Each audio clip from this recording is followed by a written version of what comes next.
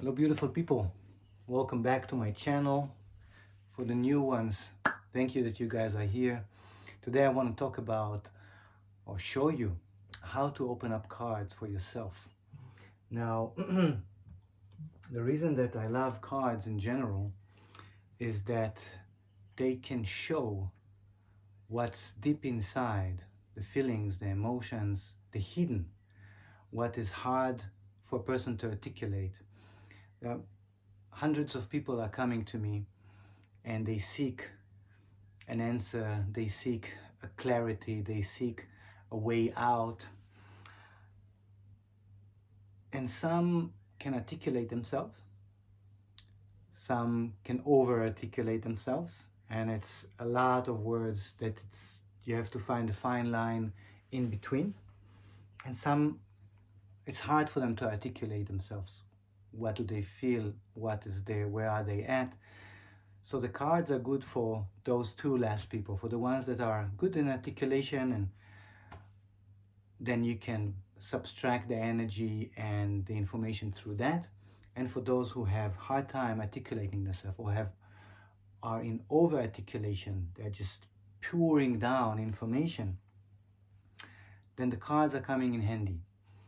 The beauty of the cards is that they show an image and that they show a number. And in the case of tarot, there's also suits. And this information, this knowledge is accessible for everybody to learn. So you learn the basics, you learn the structure of how it is. In general, what are the pictures, what are the suits, what are they symbolizing. And then I will give you today some tools from the beyond. So do check videos or just books about what are the general information that are in the picture, but this would be secondary, relevant to subtracting your own input from what the image is and what the connection is trying to tell you. And the connection here is very, very important. You need to connect to spirit. First of all, you need to connect to that channel. You need actually to empty yourselves. Empty yourself from thoughts, from even emotions. Just be an empty vessel so you can channel through yourself as much energy slash information. Those two are, by the way, very much similar, as much as possible, and then process that not from your own state of mind or your own structures, thought structures, but become an open vessel and an empty vessel that is almost like a child, is fresh to receive and fresh to translate. This is what actually we're doing. We are translating the images, we are connecting with what we feel at the moment, and we don't doubt it. That's another key element. Don't doubt what comes up from you. That is what is being conversed to you. That is the information that you receive. You need to trust that it's true, that it is that you are recognizing the connection between you and spirit, between you and the person sitting in front of you. In this video, we will look at the images, not the all images. What we will do is that, why don't I just start? And that's the best way to see what I'm talking about. So already when you are shuffling the cards, it's imperative to come to a standstill inside of yourself, to feel that inner connection, to feel gravity pull you down. Gravity is just that connection to earth, to Mother Earth, to this reality, that connection to the polarities that is pulling you down, that is reminding you that you are finite, that you are a body that comes from the ground and is connected to all of the information that was here before this incarnation in this lifetime. And when you feel that gravity pull you down, you are located more or less in your base chakra, your basic chakra, root chakra. And at the same time, you take a deep breath, you open up the chest, you lower your chin, and then you connect with the divine through your crown chakra. And that channel from crown to root, that is like, that's a channel actually, a channel of information, much like a cord that is delivering oxygen, electricity, data, if it's the internet, or a water vessel. You become that channel, and through those two openings, everything, actually all the chakras needs to rotate and be in synchronicity. But those two have a high importance when you are starting to connect to spirit. Then you shuffle the cards, and every person does it differently when it comes to shuffling or when it comes to opening the cards. There are many different ways. You can spread them and choose a card. You can let the card, you can shuffle until a card flies out. You can just stop randomly and pick up a card. You can do that. It doesn't matter how you do it. Make sure you do it with intention. Now, when we speak about intention, we say, my presence is articulating a point, an end point. I am connecting to something specific. It could be an idea, it could be a person, a spirit, or it could be a subject or an information that I want, an answer that I want information for, a question, sorry, that I want information for. For example, we could say, I'd like, and you try to do that before you even start shuffling and while you shuffle. I'd like to receive information about infinite unconditional love, my twin flame that is out there, that is the balanced me. It is me reflected in 1,000 suns, that has gone through all the obstacles and can connect to all the paths that goes through them. What information can you give me right now? And we pulled out a card randomly. The Knight of Cups. Ha ha ha. And why am I laughing? Because you look, first of all, you need to know the suits, right? So cups is water. Water are feelings, emotions. Feelings and emotions are receptive to love, right? To the movement of all emotions that goes between the polarities, love and fear, or what is love, which is encapsulates all of the connection and the connecting points, and what is not, which is fear, the absence of knowledge, the absence of light, the absence of love, the absence of security. So you go between those two, and the emotions, our scale of emotions goes between those two. So cups is all of that range, right? The positive side of it, the positive aspects, the positive emotions, the emotions that contribute, that brings us joy, that brings structure, that builds something, that can empower, as well as the emotions that can subtract, that can pull me down, that can deflate my energy source. All of it sits on the same scale or the same rainbow, and they are all under the suits of cups. So when I look at the cups and I know what it means, the next thing is to look at the image before knowing what the Knight of Cups stands for. Just look at the image. Now, our conditioning already gives us some sort of information, right? And we are going through, when we become channelers, we are going through, or when we just connect to spirit, we start understanding that a lot of the information that we have been given, a lot of that conditioning is not necessary anymore, or is not resonating with my inner truth. So I'm starting to just, get rid of this, or just let those things go. and I'm staying with the truth that is most resonating for me in the reality. So when we look at nights, there is some basic information there that belongs to the core information of the truth of where it comes from. The night stands for honor. The night stands for dignity. Night stands for protection and also for action, right? The knight is dressed in armor, which means he is protected. And he stands for that protection. He is not exposed.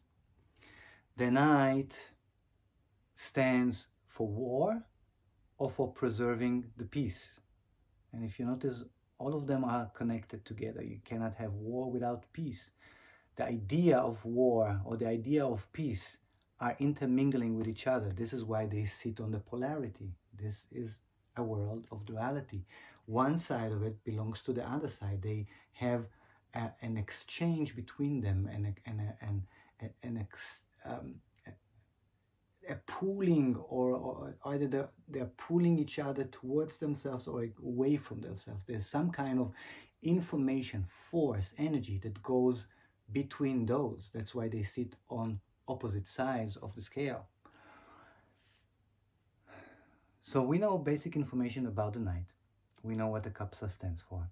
We have here the next thing to see, of course, look at what is enlarged in the image. Look at what's smaller in the image. What is enlarged in the image, it's of course the main ingredients of the depiction.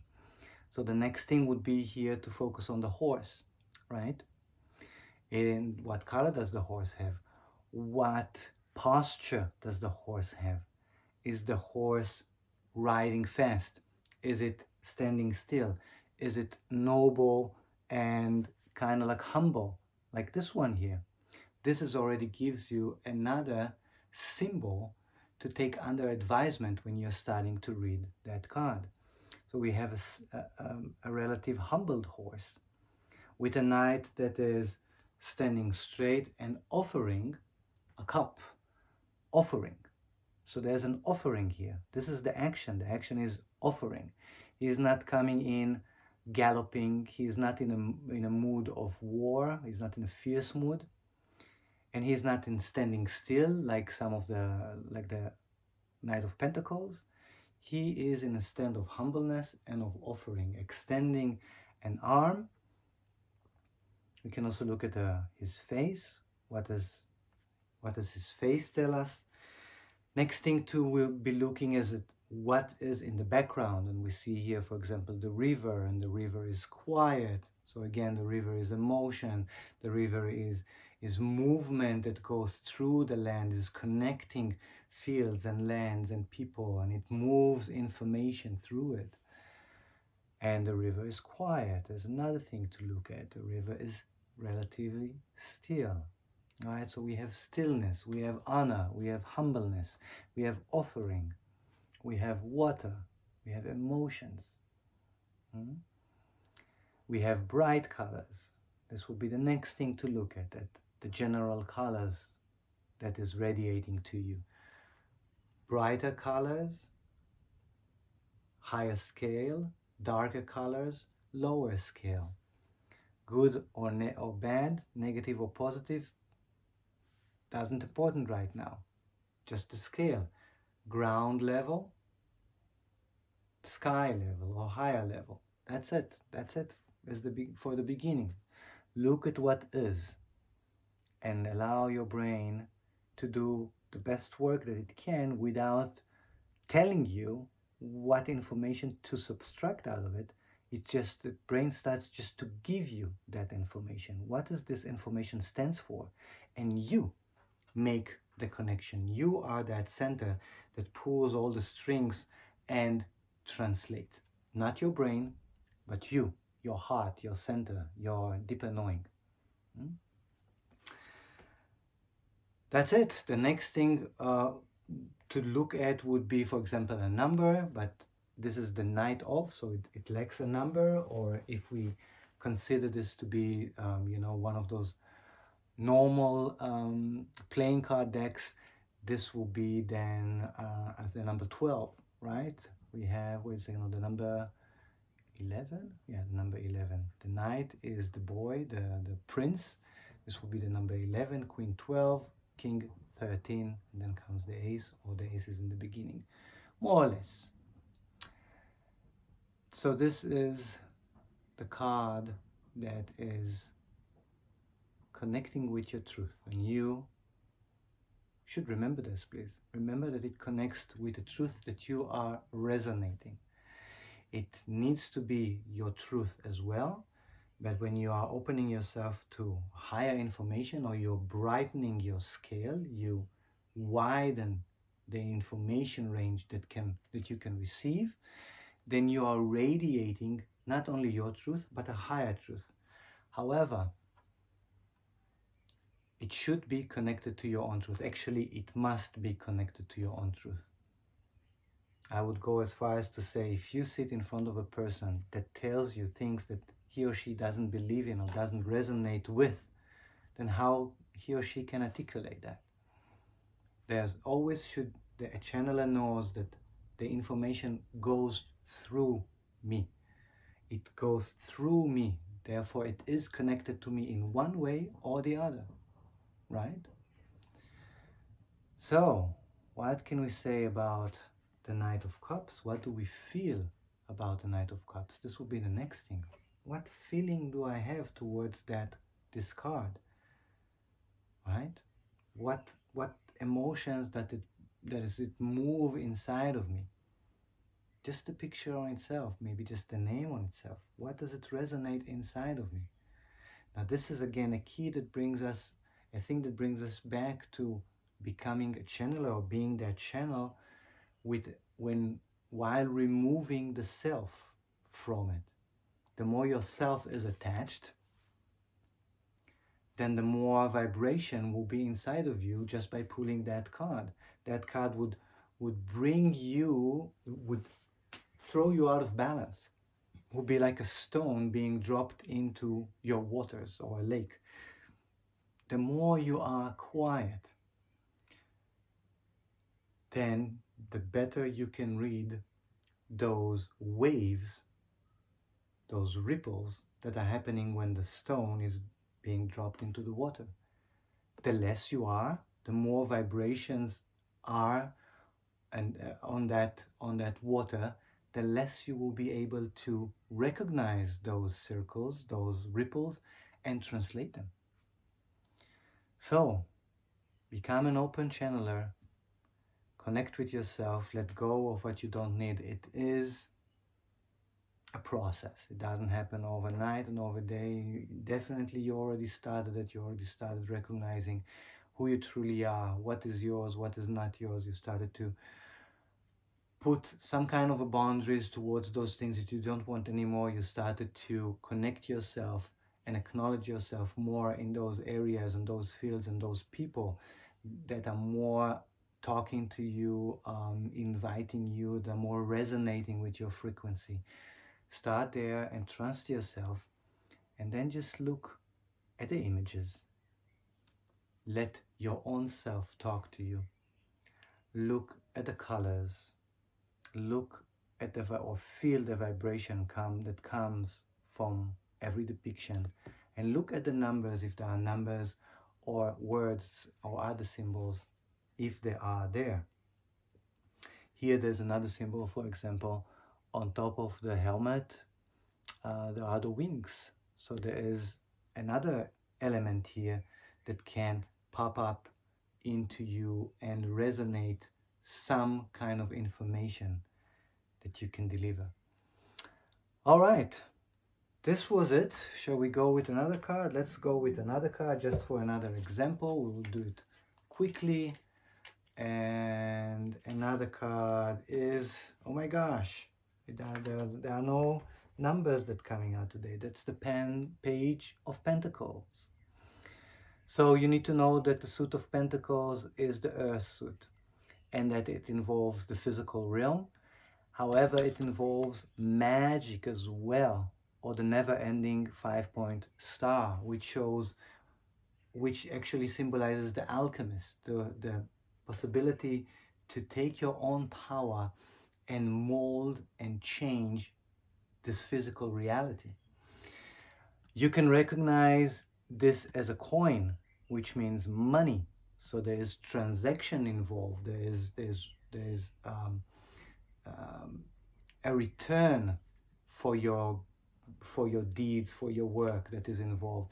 You may look at this as a seed, which is another term for return. When you put a seed in the ground, then it comes up. There's a flower, there's a tree, there are fruits involved. You get something in return to your work, to what you do. It's physical, it's earth. So there's nourishment that is involved. There is something that goes in and something that comes out in return. There are different colors here, right? There's a more yellowish color, closer to the ground, right? Those lower levels of frequency. There's the land that is involved, and then of course there's the page itself, which is a younger boy, a younger version of the knight. Before it can turn into the knight, it needs to be the guy in between, the guy that delivers the messages, the guy that doesn't make decisions. The knight already makes decisions. There is the queen and the king, which make the ultimate decision, and the knight is the one carries them out, but he carries them out under his own will. So he does meet some sort of a decision level. The page has almost no power when it comes to that. He delivers a message, and the better he delivers that message in the words that he have heard it, the best that message can do its work. When he interferes with that messages, just like a channeler, just like me, just like anybody who's putting himself into a point of channeling information, when he puts himself in, and he cannot remove himself from it, when he puts his own word into it or his own interpretation into it, then he distorts the message, right? And that can lead to war. Just an example. But however, this is a nice connection to being a channeler, or to transmit some sort of a higher information, is to also be that young, actually, right? The more we are getting older, somehow it seems that the harder it is to just be in our quietness, or just be in our trust, or have that naivety that this young boy has. I'm not feeling that way anymore, by the way. I'm reconnecting with my own childhood, doing the inner work, inviting my inner child to play more with me. As I said, there's a lot of work that is necessary to get into that, or a lot of letting go and allowing. So there we have another example of a page. We can see that the difference of colors here, the difference in posture, right? This guy is offering something, however, this guy is offering something very, very differently, almost in a shy way, almost in an uncertain way, or maybe even more humble than this one. This one has, the knight has a lot of dignity in it, yet a lot of confidence. This guy has dignity and humbleness that is almost beyond him, almost too much for him to handle, right? So there is that, just looking at it and playing with it, and that's about it. I hope you guys have enjoyed. Let's see, 24 minutes. Shall we pick up another card? Let's do just one last card, and let's see. Okay, here we go. 9 of Swords, right? So we have a number finally. Now, let's first look at the images. We have the swords. We need to know that the swords are from the suit of air. Communication, information, right? And then the black background, which tells us a lot. And we have the depiction that tells us of worry, restlessness, right?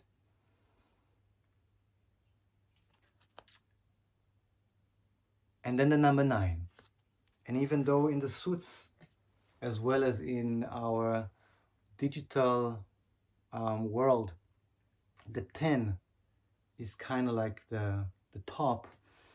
The 9 is the last digit that we have. We have 0 to 9. The 10 is 2 digits, is 1 and 0, and therefore it's the next level of the number 1. In geometry, we connect the numbers. So the 1 and the 0, 10 will be 1 plus 0, which is 1. 15 will be 1 plus 5, which is 6. 17, 18, all when we connect the numbers, we get to the digit. And the number 9 is the number that flips the digits, or that takes the digits, the one element. Think of the digits as dimensions, the first dimension, second dimension, till the 8 and 9 dimension. And the 9 takes all of each dimension to the next level. If we are adding a 9, right? Add a 9 to number 2. It is 11. 11 is 1 plus 1, which is 2. Add a 9 to number 4. It is 13. 1 plus 3 is 4, right? So we go back to the root number, to the root digits. The number 9, when we add it, takes it up to the next level. This is why we also write it like this. It's a dimension, and the entrance to that dimension is from below. We are inspiring to enter something higher, a higher level of that spiral of life. So knowing that and having that understanding can mean to us that the number 9 is almost a closure. It's something that takes us to the next level and allows a transformation of the origin, of where we come from, right? So there's moving beyond. The number 9 is actually the emptiness. It's that space in between, that when we enter to it, we bring it to life, and with that, it takes us almost like a quantum leap to the next level. Knowing the number 9 also, you know that it consists of 3 times 3. So you need to ask yourself, what is the number 3? The number 3 is the number for relationship, number for masculinity. So each number has its own unique specialities. You can learn about them in the internet, and you can just develop towards them in yourself, your own connection. What does that number mean to you? Where did you see that number in the past? How it is connected to your own experiences?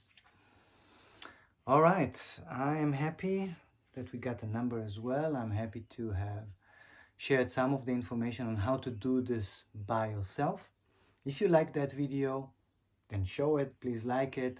You can leave me in a comment if you like, what else would you want me to explain and express about reading the cards. If this was coherent enough, this video was coherent enough, what tools did it give you and what other tools are you missing, and I'll do another video about it. Thank you guys, have a great day.